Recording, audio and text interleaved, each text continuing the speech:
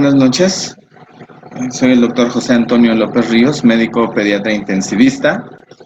Y bueno, laborando en dos hospitales de este país, el Centro Médico Nacional La Raza y el Hospital Pediátrico de Moctezuma en la unidad de cuidados intensivos pediátricos. Y el tema que pues yo les voy a compartir el día de hoy es el tratamiento del COVID-19 en la edad pediátrica. Recordar que desde la primera sesión que tuvimos de este tema, decidimos ponerle en forma intencionada defendiendo la medicina basada en la evidencia, puesto que por muchas intervenciones que se han realizado, pues realmente son pocas las que cuentan con un sustento científico y siempre tenemos que defender el principio de primum non nocere. De hecho, el 6 de julio hay un documento emitido por el gobierno de México donde sugieren cuáles son las intervenciones que tenemos que hacer y que más adelante pues las vamos a comentar. Y bueno, vamos a empezar de lleno con el tema. Ya la doctora Brenda les dio una excelente presentación del abordaje inicial, la signosintomatología. Nosotros no vamos a hablar de todo eso, vamos a enfocarnos directamente a cuál es el tratamiento del paciente, dependiendo de la gravedad, desde que arriba a las diversas unidades hospitalarias. Recordar que tenemos variedades de presentación clínicas, una forma leve, en la cual van a haber síntomas respiratorios, gestivos, puede haber síntomas digestivos, puede haber náuseas, vómito, dolor abdominal y diarrea. La gran pregunta aquí es, ¿qué padecimiento si puede simular un COVID-19 si en la población pediátrica estos signos y síntomas son frecuentes y de hecho son causa frecuente de acudir a los servicios de urgencias? ¿Sí? Debemos tener también presente que podemos tener aquellos pacientes asintomáticos en los cuales vamos a tener una radiografía normal y una PCR positiva. Los casos moderados que se van a manifestar como una neumonía con fiebre frecuente, con accesos de tos, ¿verdad? En este momento el paciente puede tener ya sibilancias que pueden confundirse con una hiperreactividad bronquial o con una crisis asmática, ¿sí? Puede haber estertores crepitantes y bueno, la tomografía ya nos va a evidenciar lesiones características en vidrio despulido, ¿sí? Preferentemente en los segmentos posteriores, ¿sí? Sí, en las bases. Una presentación grave en los cuales el paciente puede presentarse con síntomas gastrointestinales y los hemos visto, ¿verdad? Llegan al servicio de urgencias simulando un dolor abdominal que puede confundirse con una apendicitis aguda y habitualmente una semana después el paciente comienza con hipoxemia, ¿sí? Que para términos del tema va a ser con una saturación por debajo del 92%.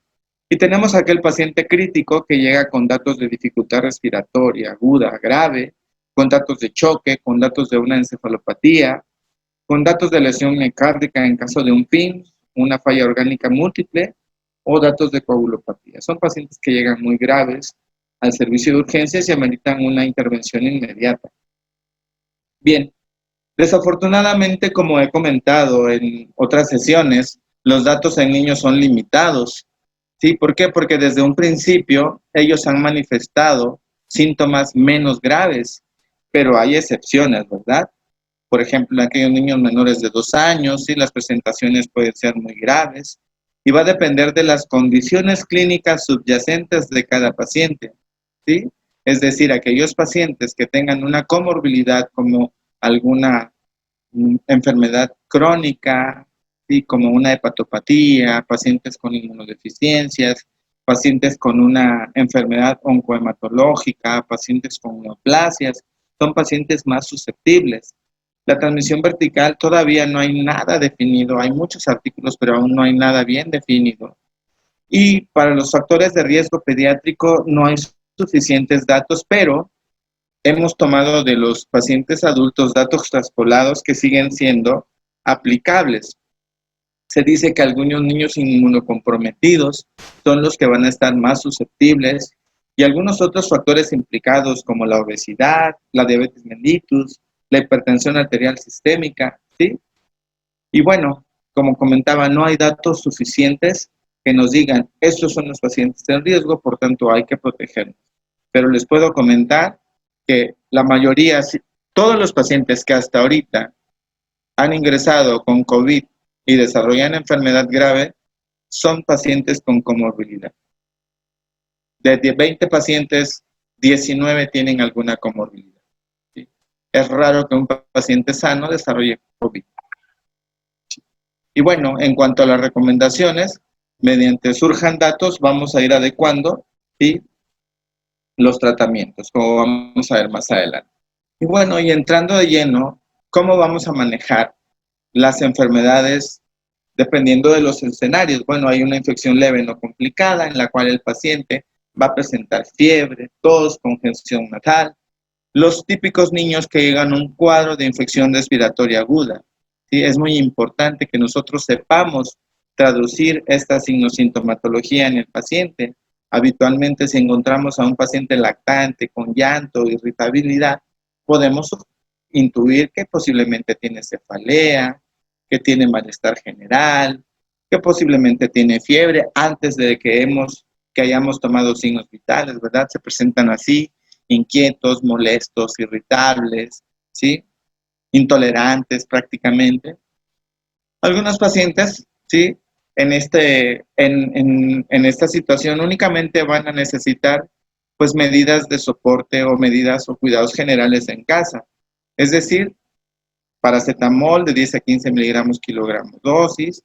Es importante que nosotros expliquemos a los padres cuáles son los signos de alarma y que se los demos por escrito, ¿verdad? Siempre va a ser importante la educación para la salud, porque frecuentemente me han tocado ver recetas, acudir a urgencias ante persistencia de síntomas. Pero ¿cuáles son esos síntomas? Es importante que nosotros le digamos a la madre si el paciente sigue con fiebre, si el paciente luce mal, lo ve mal, si el paciente no quiere comer, si el paciente tiene alteraciones en su nivel de conciencia, es decir, está más dormido que de costumbre, si usted lo mueve y no responde, es un indicativo de que tenemos que acudir al servicio de urgencias o explicarle con otros términos la dificultad respiratoria, porque quizás la mamá no puede traducir cuáles son esos signos y síntomas y pues para ella no, si no le explicamos, ¿sí?, entonces va a pasar por alto síntomas tan sutiles. Y eso es muy importante y lo recalco, educación para la salud.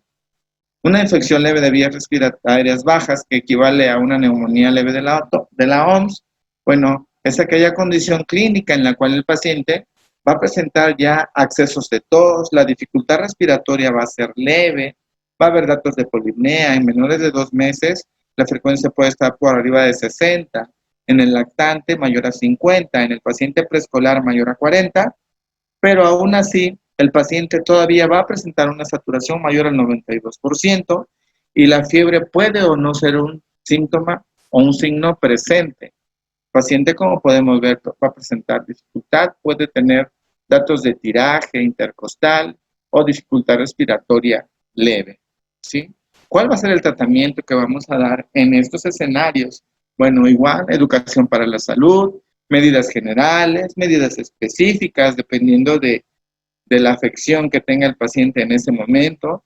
Si amerita un broncodilatador, bueno, podemos indicar micronebulizaciones con cartuchos presurizados o air chamber, ¿verdad?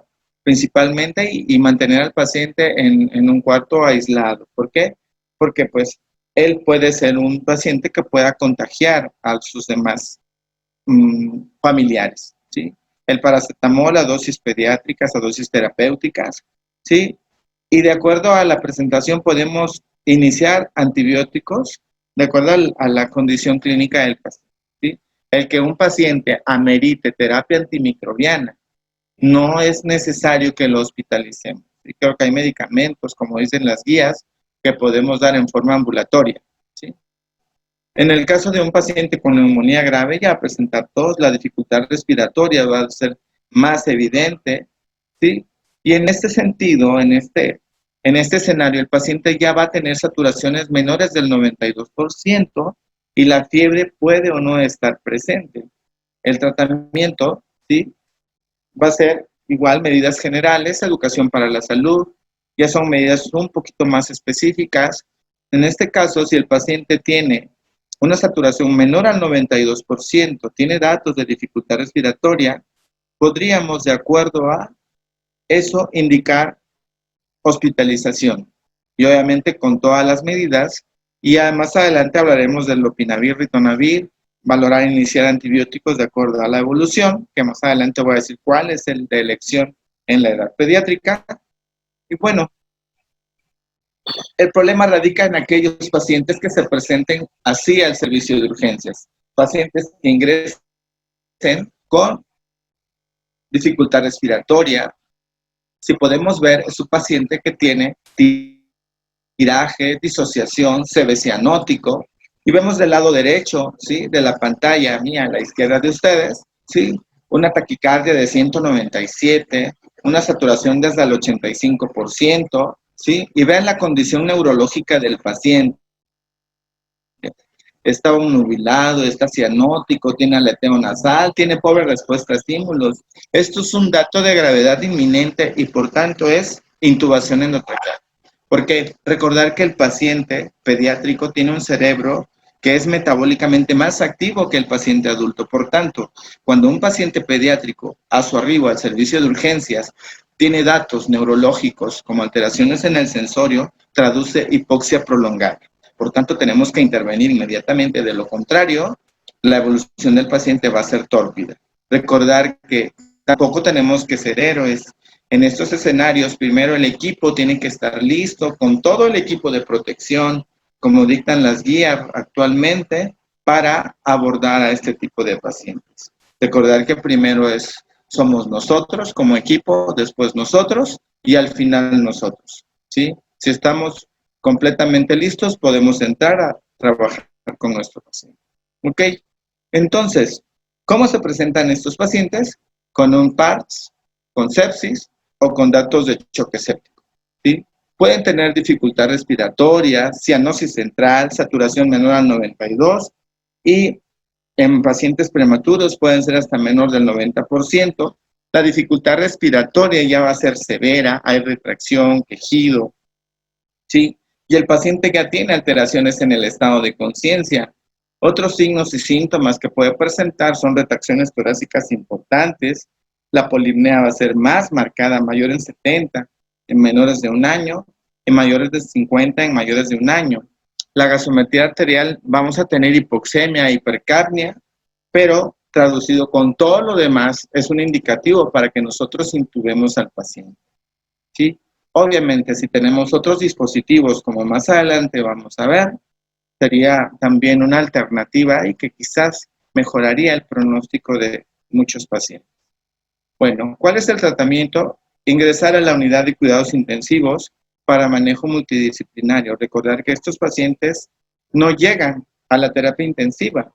Los pacientes llegan al servicio de urgencias y, como lo explicó la doctora Brenda muy bien en su algoritmo, tienen que tener el manejo, el triángulo de evaluación pediátrica, apariencia, trabajo respiratorio, circulación cutánea, paciente crítico, intervención inmediata, se intuba, se estabiliza, ¿sí? Y se presenta a la unidad de cuidados críticos y una vez que esté en condiciones de subir, se traslada.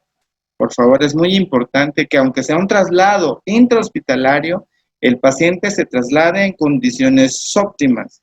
¿Por qué? Porque ha pasado, ¿verdad?, que queremos mover a los pacientes, ¿sí?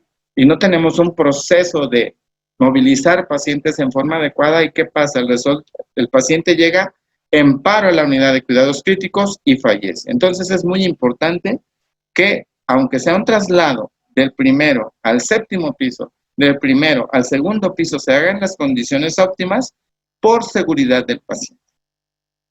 Bien, ¿qué le vamos a hacer en la unidad de cuidados críticos? Pues obviamente le vamos a dar todo el soporte neurológico, el soporte hemodinámico, ventilatorio, el aporte gastronutricional, vigilar la función renal y obviamente tratar el proceso infeccioso que tenga nuestro paciente, ¿sí? Bien, ¿cuáles son las modalidades ventilatorias que nosotros podemos utilizar en el paciente?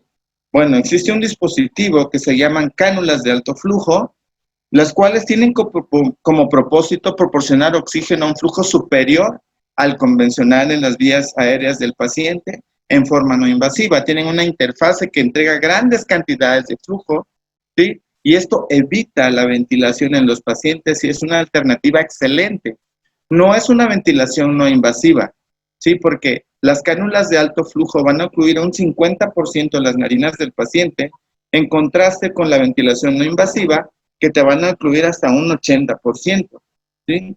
Entonces, se puede colocar aquí al paciente, se le colocan las cánulas y mejora muchísimo la dinámica ventilatoria, ¿sí? Entonces, ¿pero qué dice la evidencia científica? ¿Sí? Se está demostrado que los pacientes con hipoxemia aguda e insuficiencia respiratoria se benefician con esta moda ventilatoria. Ustedes me dirán, oiga, pero los procedimientos de aerosolización en el paciente, el equipo está en riesgo, ¿sí? Bueno, las cánulas de alto flujo podrían prevenir una intubación. ¿Por qué es importante evitar una intubación en el paciente pediátrico? Uno, cada paciente que es intubado necesita pseudoanalgesia, parálisis y necesita que se le proporcione una ventilación asistida. Recordar que por cada día que el paciente pediátrico es sometido a ventilación mecánica, tiene un riesgo del 15% de desarrollar neumonía asociada a la ventilación. Entonces, cuando nosotros intubamos a un paciente, el daño empieza desde que el tubo entra en la boca y empezamos a darle presión positiva, ¿sí? Entonces, ese paciente, además de todo, le vamos a proporcionar un riesgo adicional y aunado con todo lo que vamos a comentar, pues tiene un riesgo de mortalidad muy alto, ¿sí? ¿Y por qué comento esto? Porque la preocupación siempre ha existido de que los procesos de aerosolización, el personal, bueno, lo que la evidencia dice que si nosotros tenemos un área específica, sí, adecuada para manejar a estos pacientes, sin ningún problema podemos manejar cánulas de alto flujo, ¿sí? Que podría, obviamente, beneficiar a estos pacientes. Entonces, lo que nosotros sugerimos, ¿sí? Utilizarlo si todo el equipo cuenta con un equipo de protección adecuado, es decir, overall, su delantal o su bata impermeable, obviamente, sus gogles, su N95, su careta, un sistema de extracción, ¿verdad? ¿Sí? Y un sistema de recirculación alterno que nos permita disminuir al máximo la exposición al virus. Es decir, que contemos con un área COVID, ¿sí? Adecuada para el manejo de estos pacientes, ¿sí? Bien, ¿cómo se utiliza? Bueno, conectar el sistema hasta 10 kilogramos a 2 litros minuto o mayores de 10 kilogramos, 20 litros por minuto y aumentar a 0.5 por cada kilogramo, ¿sí? Mayores de 10 kilogramos. Y tenemos que ir ajustándolo a FiO2 para una saturación mayor al 93 y menor de 98, ¿sí? Se recomienda tener un blender, ¿verdad? Que nos permita, sí, entregar el aire no frío, sí, el oxígeno no frío, prehumidificado para evitar la formación de secreciones. Si no tenemos, si una mezcladora, podemos utilizar esta fórmula para, ¿sí? Para calcular el flujo que vamos a darle a nuestros pacientes.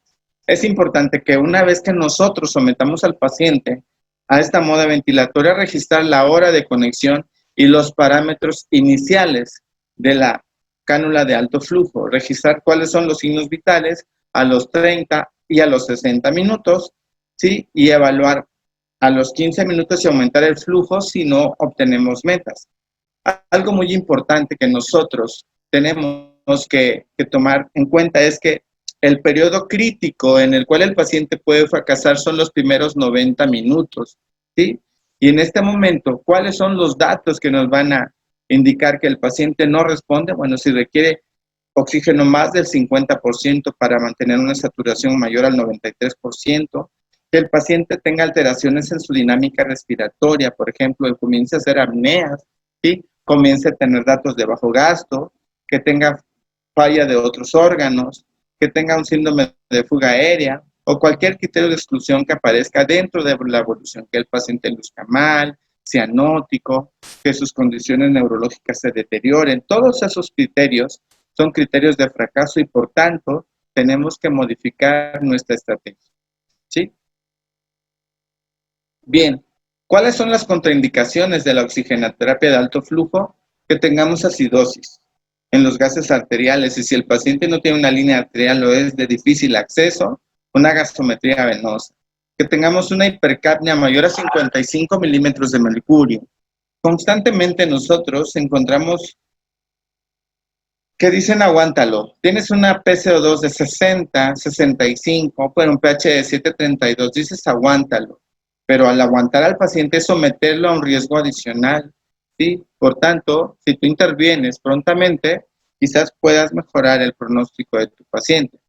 Que el paciente tenga un compromiso hemodinámico sin respuesta a la terapia inicial, que el paciente tenga pérdida o incapacidad de proteger la vía aérea, que ya cuente con alteraciones anatómicas, ¿verdad? Ni siquiera tenemos que pensar como una alternativa, que el paciente tenga un neumotórax o que tenga un compromiso parenquimatoso pulmonar en más de un cuadrante en la radiografía de tórax.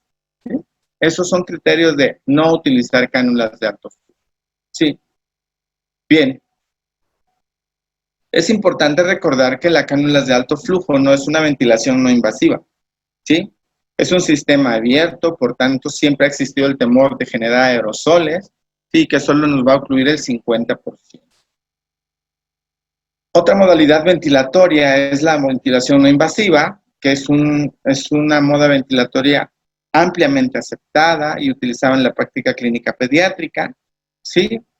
Los riesgos de seguridad, bueno, igual que con las cánulas de alto flujo, ¿sí? Existe un riesgo de aerosolización, de ahí que haya resistencia, porque puede producir infecciones asociadas a SARS-CoV-2, y siempre que se decida su utilización, va a ser respetando las medidas, ¿sí? Y los procesos que existan para cada hospital, para el equipo tratante, e instalar al paciente en una habitación de aislamiento, que idealmente ponga de presión negativa, ¿verdad?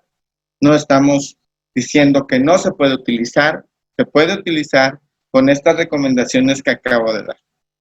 ¿Cuáles son las recomendaciones? Bueno, se recomienda el uso de ventiladores, sí, pesados, con software específicos y circuitos de doble rama, como podemos ver, sí, en la siguiente diapositiva. De preferencia tenemos que utilizar y que cuente con filtros EPA, y para minimizar al máximo la emisión de agentes infecciosos. Bueno, esos son algunas comparaciones respecto a los circuitos. ¿Sí, cuáles son los parámetros iniciales? Bueno, de 8 a 12, el EPAP de 4 a 6, la relación inspiración 1 a 3, la sensibilidad al flujo de 0.5 a 1. El tiempo inspiratorio y el flujo va a depender de la edad y la patología que vayamos a manejar. Y es importante que nosotros hagamos esa monitorización tan importante en los pacientes antes, durante y 30 minutos posteriores de someterlos a la ventilación mecánica invasiva, que sugeriría que también lo hagamos en los pacientes que sean sometidos a ventilación no invasiva. ¿Por qué? Porque esto habla de la calidad de la medicina que nosotros estemos aplicando a nuestro paciente, ¿sí? Tenemos que practicar la auscultación pulmonar. Si después de someterlo a la ventilación el paciente tiene uso de músculos respiratorios accesorios, tomarle, obviamente, es una gasometría arterial, eso es importantísimo. De nada sirve que lo sometas a ventilación mecánica invasiva y pasen 3 horas y el paciente no tiene una gasometría inicial, ya son 4 horas, 5 horas, el paciente está mal polineico, está cianótico, termina intubado, pero antes de intubarlo, pues hace un paro. ¿Por qué? Porque no hicimos lo que teníamos que hacer. Tenemos que hacer una escala de gravedad del índice de mortalidad pediátrica, o el PIM-2 es una excelente herramienta. Tenemos que vigilar si el paciente mantiene o no el volumen corriente, si hay distensión abdominal, eso también es muy importante. Mantener la humidificación y gas, calefacción, la fuga de gas de la interfase, si hay lesiones dermatológicas, ¿verdad? Porque no son inocuas. Estos datos los tenemos que ir monitorizando en nuestros pacientes. ¿Qué criterios nos van a decir que el paciente no ha respondido si necesita mayor a 60 de FIO2? Si hay acidosis, si hay hipercapnia, si hay polipnea, si hay persistencia de taquipnea, después de 1 hora, intúbalo. Si hay deterioro del nivel de conciencia, intúbalo. Si el paciente está inestable, intúbalo. Si tiene arritmias cardíacas, intúbalo. es importante que nosotros nos anticipemos, que vayamos un paso adelante del paciente, ¿sí? Si está distendido, si hay riesgo de vómito y aspiración, es importante que nos adelantemos y algo que nos ocurre mucho es la intolerancia a la interfase, ¿sí? Es muy importante también que nosotros elijamos a qué paciente le vamos a poner ventilación mecánica no invasiva, ¿sí? Y una vez que hayamos decidido darle concientización al paciente, ¿sí? Tratar de calmarlo. ¿Por qué? Porque si el paciente no se calma, va a hacer que fracase, ¿sí? La ventilación no invasiva y lo vamos a tener que intubar y lo vamos a someter a un riesgo adicional.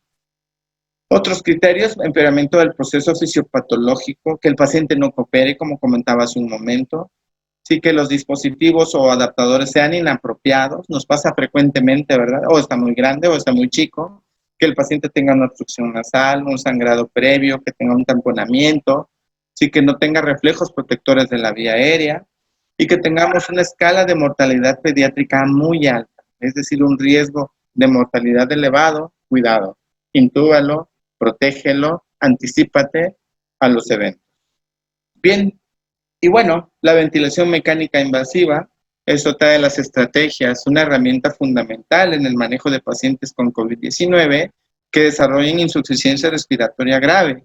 Y esto es tomado del consenso Palek y Pembeck. Sí, hasta ahorita la evidencia ha reportado que hay un bajo porcentaje de pacientes críticos pediátricos que ameritan ventilación mecánica invasiva. No se dispone de datos suficientes sobre el comportamiento respiratorio en el paciente adulto, pero tenemos afortunadamente los datos que nos han arrojado los pacientes adultos, ¿sí? Y que son resultados preliminares y en base a ello los hemos adecuado al paciente pediátrico. Quiero aclarar que no es recomendable el paciente pediátrico si no es un adulto pequeño, y considerarlos así es un error y lo somete a un riesgo adicional y eso puede incrementar su mortalidad en un momento dado, ¿sí? Datos extrapolados en el paciente adulto, ¿sí? Nos han sugerido que esto es una enfermedad heterogénea, ¿verdad? En las primeras etapas hay una compliance o distensibilidad conservada y hay bajo grado de reclutabilidad. Hay gran alteración de la ventilación, perfusión y shunt intrapulmonar aumentado. Hay una gran heterogeneidad en la enfermedad pulmonar, hay mayor enfermedad intersticial. Por lo tanto, el paciente puede presentarse con una respiración normal o notablemente disneica. El paciente puede presentarse hipocápnico o normocápnico, ¿sí? En sí, existe una gran falta de uniformidad en la presentación de los pacientes. ¿Cuáles son los tipos de patrones? Bueno, ¿sí? Las teorías que se han propuesto, la primera teoría es que va a depender de la gravedad, de la respuesta del huésped, de la reserva fisiológica, de las comorbilidades asociadas en el paciente, ¿sí? Hay una segunda teoría en la cual depende de la respuesta del huésped a la hipoxemia, y la tercera teoría es el tiempo de evolución, ¿sí? Entonces, Gattinoni y colaboradores han dicho que existen dos tipos de patrones. El patrón 1, sí, en la cual el paciente tiene baja elastancia, es decir, una alta compliance, baja relación de la ventilación-perfusión, bajo peso pulmonar, bajo reclutamiento. Por lo tanto, la hipoxemia grave se debe principalmente al desajuste en la ventilación-perfusión. Y un tipo 2 en la cual hay alta elastancia, hay alto shunt de derecha a izquierda, hay alto peso pulmonar y alta capacidad de reclutamiento, y esto se debe a una evolución natural de la enfermedad. ¿Y por qué es importante esto? Es importante comprender la fisiopatología, la evaluación del impulso respiratorio y el esfuerzo respiratorio para establecer un tratamiento adecuado. Por tanto, es importante que nosotros, ante un paciente con dificultad respiratoria, debemos considerar seriamente la intubación orotraqueal para evitar y o limitar la transición del tipo 1 al tipo 2 por una lesión pulmonar autoinducida. Aunque aquí cabría, la pregunta es, ¿a qué pacientes vamos a intubar y a qué pacientes no vamos a intubar? Si nosotros manejamos cánulas de alto flujo, ¿cuál sería la hipoxemia permisiva en un paciente? ¿Qué grado de hipoxemia podríamos tolerar para que el paciente no desarrolle fracaso inminente? ¿Por qué hago este cuestionamiento? Porque hemos tenido pacientes que llegan caminando, hablando, neurológicamente íntegros y saturando 70%. Una gasometría con acidosis leve, con un CO2 conservado, ¿sí? En algunos casos, sí, con una alcalosis respiratoria, ¿sí? Y con una PaO2 del 50% y con un lactato conservado, ¿sí? Entonces, queda la pregunta, ¿qué nivel de hipoxemia podríamos tolerar en los pacientes? Desafortunadamente en nuestro país no tenemos ese estudio transversal, prospectivo, comparativo en saturaciones mayor al 85%, saturaciones menor al 85%, ¿a quién le iría mejor? Si nosotros propusiéramos un estudio así, seguramente el Comité de Bioética lo rechazaría, pero la evidencia está ahí, ¿sí? Bien, ¿cuáles son las estrategias del modo que nosotros podemos utilizar en los pacientes? Bueno, las dos grandes estrategias que nosotros utilizamos para manejar la insuficiencia o dificultad respiratoria grave es el modo controlado por presión y el modo controlado por volumen. Si ustedes me preguntaran, ¿qué modalidad es mejor? La que ustedes manejen mejor. Es tan importante manejar el volumen, es tan importante manejar la presión si nosotros respetamos las metas, ¿sí? Y las vamos guiando. Pero a grosso modo la recomendación, por ejemplo, si decidimos el modo por volumen, es que nosotros no excedamos a más de 8 mililitros por kilogramo de peso, tomando el peso ideal del paciente en un SDRA no grave.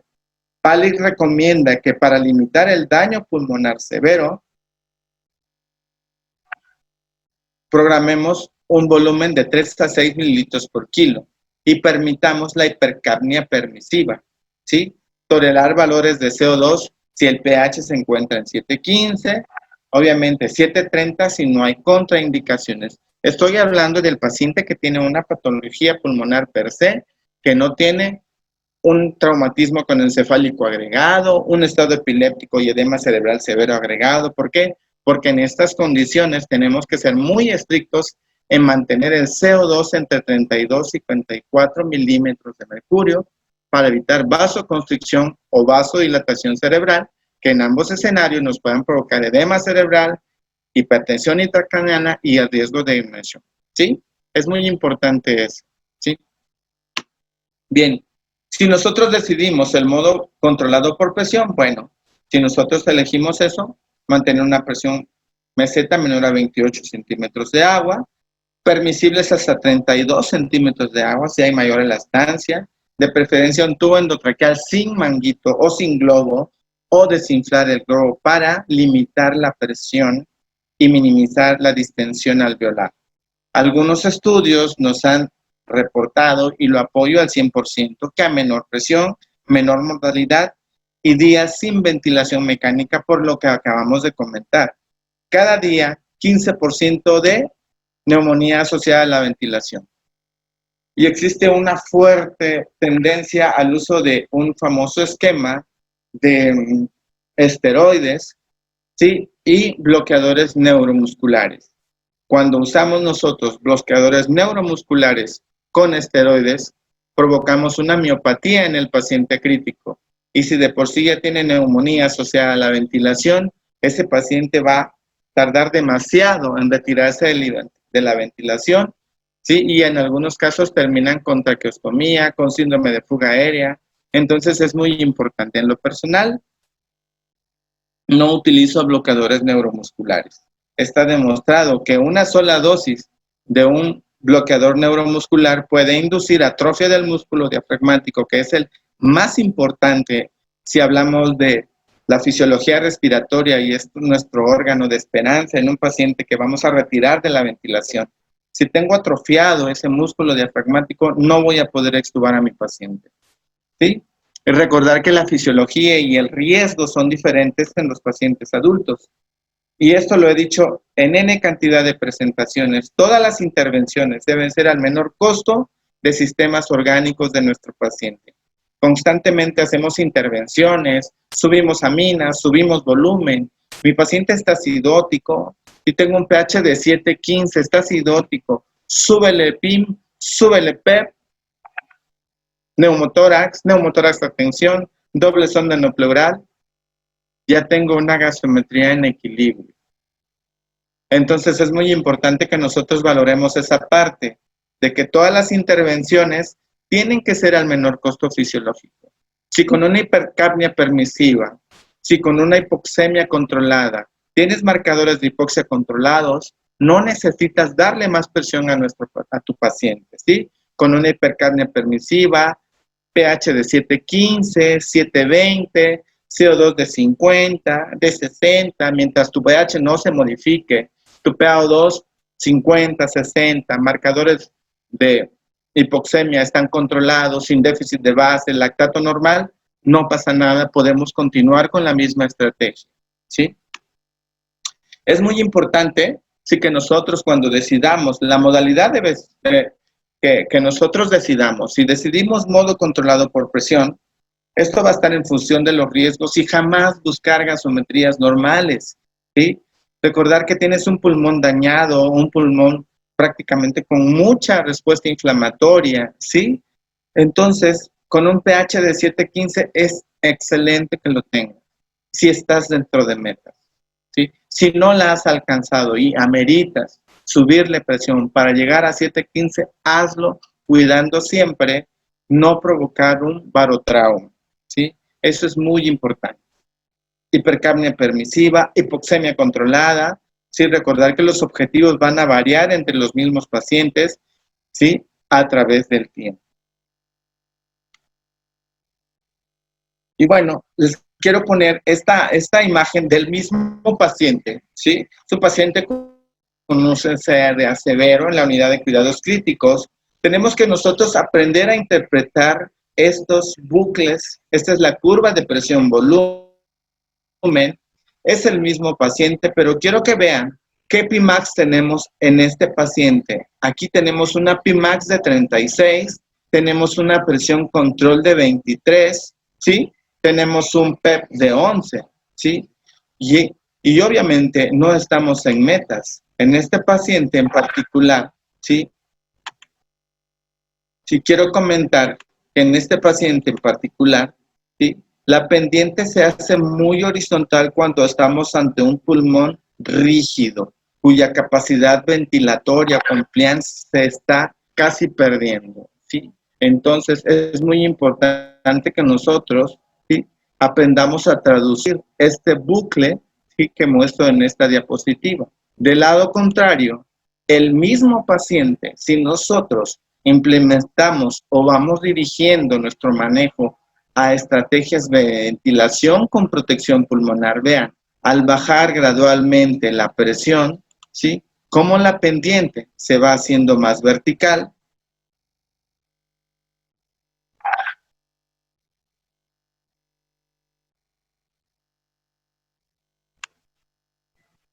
¿sí? Perdón, nuevamente regreso, vean cómo esta pendiente está muy horizontal, es un pulmón rígido cuya complianza está prácticamente perdida, ¿sí? Tenemos presión de 23, con una Pimax de 36 estamos fuera de metas, daño pulmonar inminente. Del lado contralateral tenemos al mismo paciente, pero ya con estrategias de ventilación con protección pulmonar, es decir, reducimos presión y vean cómo con la Pimax disminuye de 36 a 30. Obviamente, nosotros no podemos hacer estos cambios en forma abrupta. No puedo yo bajar de 23 a 19 en un solo movimiento, al menos que tenga yo riesgo de barotrauma inminente.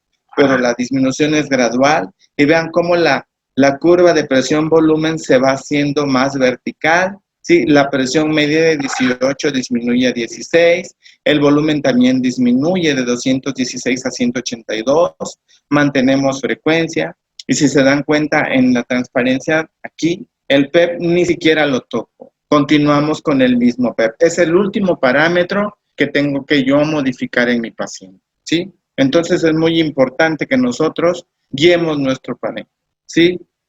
Y bueno, el PEP es importante que nosotros lo programemos y vayamos titulándolo, ¿sí? De nada sirve que de entrada pongamos un PEP. El PEP va a proteger el pulmón y va a evitar el colapso alveolar. Pero si nosotros ponemos un PEP muy alto, mayor a 15, se dice que, o la evidencia dice que provocamos, ¿sí?, compresión del ventrículo derecho, ¿sí?, cae el gasto cardíaco, cae el llenado sistólico, el llenado diastólico y hay falla cardíaca. Obviamente aquí quiero comentar que si dispones de un ecocardiograma y a tu paciente le tienes que hacer un ecocardiograma para valorar si la función cardíaca y con el PEP de 15 no hay compromiso, no pasa nada. Puedes dejarle el PEP, obviamente debemos de darle un buen soporte inotrópico que nos permita una buena contractilidad cardíaca, ¿sí? No vamos a hablar de apoyo inotrópico, no es el tema, pero tenemos que garantizar un adecuado soporte inotrópico, ¿sí? La estrategia es PEP altos, PIN bajos o volúmenes tidales bajos. Esto se ha asociado a menor mortalidad. Recomendaciones: el PEP inicial entre 8 y 10 centímetros de agua, titular de acuerdo a respuesta y cuidado. Mayor a 15 podemos tener colapso, compresión del ventrículo derecho y falla cardíaca, pero si tu paciente lo necesita y tienes manera de que con un ecocardiograma demostrar que no hay compromiso, lo puedes utilizar sin problema, ¿sí?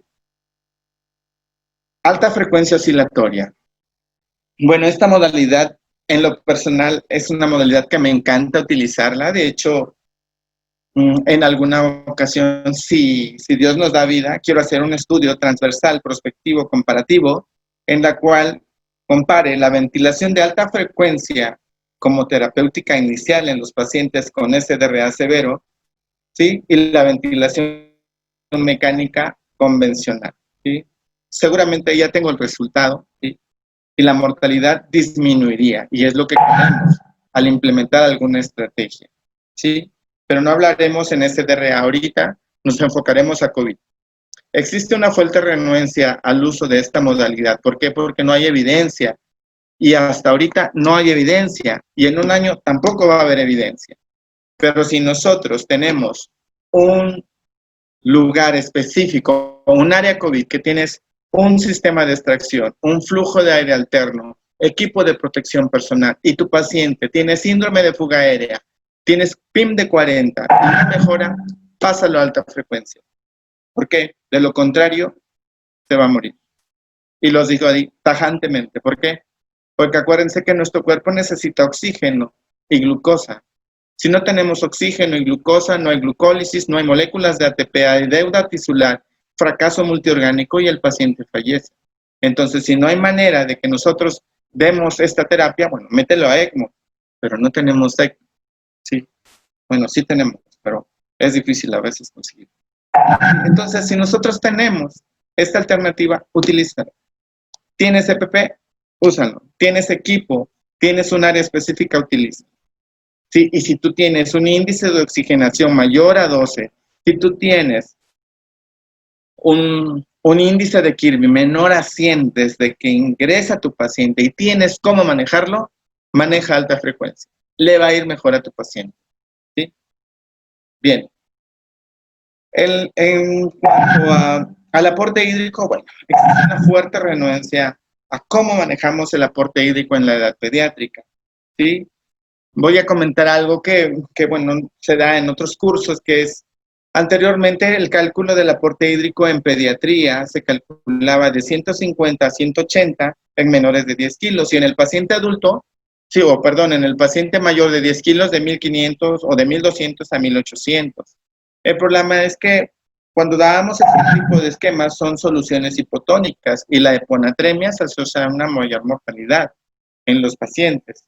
Entonces, hablando específicamente del SDRA, recomendaría Holiday Cigar al 80%, al 70%, incluso no menos del 50%. Con 50% de Holiday Cigar podemos mantener perfusión renal.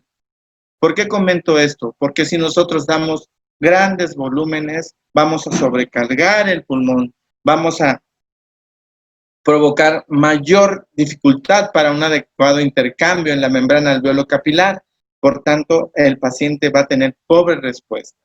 Existen dos estrategias y esto lo ha demostrado el estudio FACT, ¿sí? No hay estudios recientes y en ese estudio se valoró la reanimación con líquidos para mantener el gasto cardíaco adecuado y la función de los órganos extrapulmonares y la restricción de líquidos para minimizar el edema pulmonar.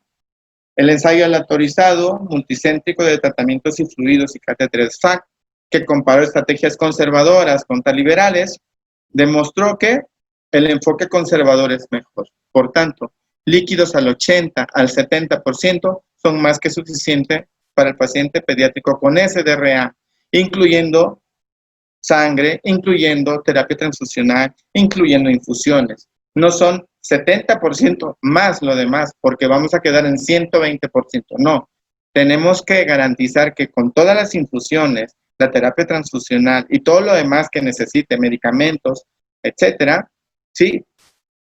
Que nuestros cálculos de líquidos sean del 70 al 80%. Y aquí quiero comentar el proyecto que tengo que se llama Medicina de Precisión. Nosotros tenemos que darle específicamente lo que necesita nuestro paciente, ¿sí? Y evitar las cargas de preferencia. Otras terapias adyuvantes, bueno, los esteroides en el SDRA pediátrico no han demostrado que mejoren la mortalidad. Todos los tratamientos tienen que ser comparados con si disminuyen o incrementan la mortalidad, ¿sí? De nada sirve que digamos, no, por recomendaciones clase 5, ¿no? Recomendaciones sí, basadas en otras cosas y no medicina basada en evidencia. La ventilación en prono la apoyo, la utilizamos frecuentemente en la unidad de cuidados críticos. Puede ser por 12, por 16, por 18 horas, valorando el índice de oxigenación, el índice de Kirby, ¿sí? El óxido nítrico solamente si el paciente tiene datos de hipertensión arterial pulmonar, con falla del ventrículo derecho, como terapia de rescate. El bloqueo neuromuscular, sí, la sedación no es suficiente y si el paciente tiene parámetros muy altos o si el paciente está demasiado inquieto, ¿sí? Y hay riesgo de extubación. La CIP recomienda que nosotros demos una vacación diaria. ¿Qué significa eso? En ocasiones estamos empecinados a colocar una infusión de becuronio en los pacientes pediátricos, pero bueno, sugeriría bolos administrados en forma lenta, al 50%, obviamente, de la dosis, y de preferencia, la vacación diaria significa que evitar la dosis del tratamiento diario. Es decir, si lo tiene cada 4 horas, dejar una hora sin administrar el medicamento y continuar con la hora siguiente. Si el paciente está tranquilo, recordar que los pacientes pediátricos se van a poner inquietos cuando tienen dolor, cuando tienen obstrucción de la cánula. Normalmente si nosotros, si sometemos a un paciente a ventilación mecánica controlada, no tiene dolor, está con adecuado confort, no tiene secreciones, no nos va a dar problemas, ¿sí? Otras terapias adyuvantes, bueno, la circulación con membrana extracorpórea debe ser considerado como una estrategia cuando la terapia respiratoria falla, ¿sí? Cuando la ventilación mecánica falla, ¿sí? El problema de nuestro medio es que los metemos en forma tardía y obviamente eso se relaciona, ¿sí? Con el pronóstico. Entonces es una terapia que podría, sí, ser una alternativa. Ya comentó la doctora Brenda respecto al síndrome multisistémico inflamatorio pediátrico, PIMS. ¿Qué es lo que dice la evidencia? Bueno, la evidencia dice, sí, hay una controversia y ahorita la quiero aclarar, sí, en un documento que emitió el gobierno de México, de que no se recomienda el uso de inmunoglobulinas, pero quiero suponer que se refiere a los pacientes adultos, porque en el paciente pediátrico con un PIMS está demostrado que a dosis de 2 gramos por kilogramo de peso funciona y funciona bien, y de hecho es uno de los pilares para la terapia de esta entidad clínica en la edad pediátrica. No me voy a meter con el paciente adulto respecto a esas recomendaciones. El ácido acetil salicílico a dosis antiinflamatorias de 50 a 80 miligramos por kilo por 48 horas y reducir la dosis, ¿sí?, a dosis de antiagregante de 3 a 5 miligramos kilogramo en las siguientes 4 a 6 semanas, ¿sí? El succinato sódico de metilprednisolona como dosis inicial o dosis de ataque a 2 miligramos por kilo, sí, día, mientras dure la gravedad. e iniciar reducción y suspender de 2 a 4 semanas. Si el paciente tiene un choque por Kawasaki, si el paciente tiene un choque cardiogénico, sugerimos succinato sódico a 30 miligramos por kilo, máximo 1 gramo por 3 días. ¿Sí? Por favor, 30 miligramos kilogramo, dosis total administrada en una sola dosis. ¿Sí? De nada sirve dividir la dosis cada 6 o cada 8 horas. ¿Sí? Les sugiero una dosis en bolo. ¿Sí? Manejo de primera línea, bueno, los anticoagulantes, las heparinas de bajo peso molecular en pacientes con afección cardíaca, ¿sí? Y mayor riesgo de trombosis con un dímero de elevado, ¿sí? La enoxaparin. ¿Cuál es la dosis? 1 miligramo kilogramo dosis cada 12 horas, es la dosis terapéutica, ¿sí? Y bueno, el manejo de primera línea, el tocilizumab a 8 miligramos por kilo dosis, mayores de 30 kilogramos, ¿sí? Y en menores de 30 kilogramos, dosis, 12 miligramos kilogramo dosis. El infliximab, bueno, no lo tenemos en México, la anakinra, tampoco lo tenemos, ¿sí? Sí. Antibióticos, sugerimos ceftriaxona o cefotaxima a dosis terapéuticas de 75 a 100 o de 100 hasta 200 miligramos en el caso de la cefotaxima, cada 6 horas, ¿sí? Y claritromicina como terapia sinérgica a 15 miligramos por kilogramos, ¿sí? Cada 24 horas. ¿Por cuántos días? Por 7 días. Recordar que en esos 7 días el paciente puede tener alguna condición agregada. Tenemos que monitorizar, obviamente, con biometría hemática, la cuenta leucocitaria, PCR, procalcitonina es un marcador importante que tiene que tomarse al inicio y las 72 horas y en base a ello guiar el tratamiento, ¿sí? Entonces, nuestra terapia tiene que ser guiada, ¿sí? Bueno, ya estamos llegando a la parte final y bueno, quiero comentar los tratamientos hasta ahora disponibles, sujetos a condiciones especiales de acceso para el manejo de la infección respiratoria por SARS-CoV-2.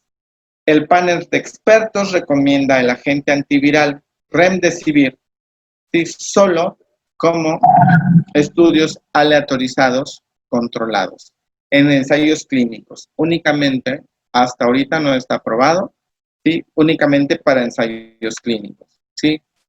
El lopinavir ritonavir se ha demostrado que puede ser una terapia como actúa inhibiendo el SARS-CoV-2 in vitro y esta proteasa está presente en el SARS-CoV-2, ¿sí? No existe por el momento la evidencia procedente de ensayos clínicos controlados, por tanto todavía está en fase de estudio y bueno, todavía, aunque por ahí algunos la siguen recomendando como terapia de primera línea, ¿verdad? Pero nuevamente, no tiene un suficiente nivel de evidencia y solamente se sugiere para ensayos clínicos, ¿sí? El otro medicamento, bueno, el lopinavir ritonavir, de 14 días a 6 meses, estas son las dosis, de 6 a 18 años, aquí están las dosis, y mayores de 40 kilogramos, sí, también aquí les presento las dosis, el tiempo de duración va a ser de 7 a 14 días como máximo, ¿sí? Bien. El tocilizumab es un agente inmunosupresor inhibidor de la interleucina 6, autorizado inicialmente para el tratamiento de la artritis reumatoide y el síndrome de liberación de citoquinas asociado al tratamiento con CAR. Actualmente no existe por el momento evidencia, ¿sí? Solamente lo que tenemos son ensayos clínicos controlados, ¿sí? La posología en menores de 30 kilogramos, 12 miligramos kilogramos hasta 50 mililitros y administrada en 1 hora, y en mayores de 30 kilogramos, 8 miligramos kilogramos IV, hasta 100 mililitros y administrada en 1 hora. Estamos hablando de pacientes pediátricos, ¿sí? Porque en el paciente adulto pueden tener alguna significancia. Su uso en pediatría está en investigación y se ha planteado como posible tratamiento en pacientes graves. La dosis única y valorar respuesta y segunda dosis 12 horas posteriores a la primera. Y bueno, ya en la parte final quiero comentar esto. Este documento que salió emitido, ¿sí? Con una versión del 6 de julio del 2020.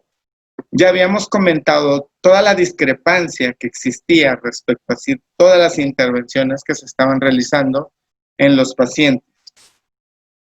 Desafortunadamente, estamos acostumbrados a hacer muchas cosas, pero muchas cosas basadas solamente en sugerencias, sin un suficiente nivel de evidencia. Cierto es que la evidencia va cambiando.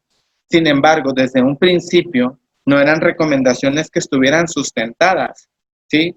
Incluso hubo gente que afirmó y dijo que lo estaba utilizando. Entonces, en conclusión, todavía, sí, el tratamiento actual de las personas con COVID-19 y también aplica a la edad pediátrica es la prevención de la infección y las medidas de salud pública para su control. Todo lo que hasta ahora como ustedes, como médicos, sí sabemos, la prevención, la prevención, la prevención, educación para la salud, sigue siendo el pilar central para combatir la pandemia, ¿sí? En los casos graves, los pacientes que ingresan a la UTIP, medidas de soporte a los sistemas orgánicos, pseudoanalgesia, aporte hídrico al 50, al 60, al 70%, soporte adrenérgico adecuado, ¿sí? Aporte hídrico y gastronutricional de 200 a 250 kilocalorías metro cuadrado día, cuidar la función renal, ¿sí? Y si el paciente tiene algún proceso infeccioso agregado, se trata de acuerdo a los estudios de laboratorio, ¿sí? Y finalmente, vean, no se recomienda Arbidol, oseltamivir, ivermectina, que desde la primera clase lo comentamos, acitromicina, nitazoxamida, factor de transferencia, colchicina, antioxidantes, nanomoléculas de cítrico, dióxido de cloro, ni ADG, ¿sí? Entonces, por favor, tomemos en cuenta estas recomendaciones emitidas por panel de expertos, recordar el precepto de primum non nocere.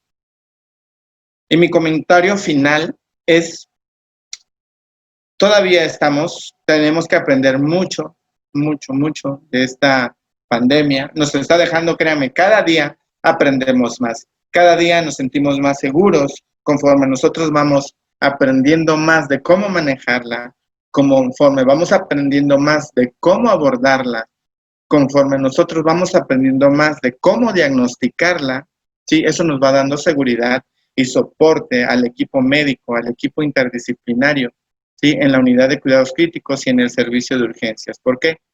Porque el conocimiento genera confianza, ¿sí? Y eso nos llena de seguridad al momento de entrar a manejar a estos pacientes. Sin embargo, hacen falta datos convincentes para el manejo de esta entidad clínica. Es necesario que nosotros defendamos la medicina basada en evidencias y sigamos las recomendaciones actuales en base a la estratificación, a la identificación y manejo, ¿sí? Tomemos en cuenta la opinión de expertos, de los que saben, de los que constantemente nos están dando sugerencias, ¿sí? La extrapolación de datos tomados de pacientes adultos es un error en algunos escenarios, ¿sí? Y me refiero a que manejar a un adulto, a un niño como adulto pequeño, es un error, ¿sí? Y finalmente, si practicar la medicina basada en evidencias y contar, sería muy importante que nosotros en México tuviéramos nuestros procesos, nuestros estudios aleatorizados, controlados, doble ciego, transversales, prospectivos, ¿sí? Y emitir una recomendación, ¿sí? A nivel nacional que nos permita manejar adecuadamente a estos pacientes. La pandemia no ha terminado, compañeros. La pandemia, tal vez en el paciente adulto, ha mitigado en algunos lugares, pero en el paciente pediátrico quizás está comenzando. ¿Por qué? Porque viene la temporada de influenza. Entonces, tendremos influenza con COVID. Tendremos influenza, COVID y neumonía. Tendremos influenza, COVID, neumonías y choque séptico. Por tanto, es muy importante que redoblemos esfuerzos, que no bajemos la guardia. Y esto es un consejo personal, ¿sí? De mí para ustedes como médico, ¿sí? Entonces, espero que sea de agrado. Me da mucho orgullo pertenecer a estos dos grandes centros, la Unidad de Cuidados Intensivos Pediátricos del Hospital Pediátrico de Moctezuma. Es importante que después de estar en el área COVID, todo el esfuerzo, es decir, gracias a todos, buen trabajo, y el Centro Médico Nacional La Raza ¿sí? Con todo mi equipo, mis enfermeras, mis residentes. Realmente es extraordinario el trabajo que hacen, así como el que ustedes hacen en sus hospitales. Muchas gracias.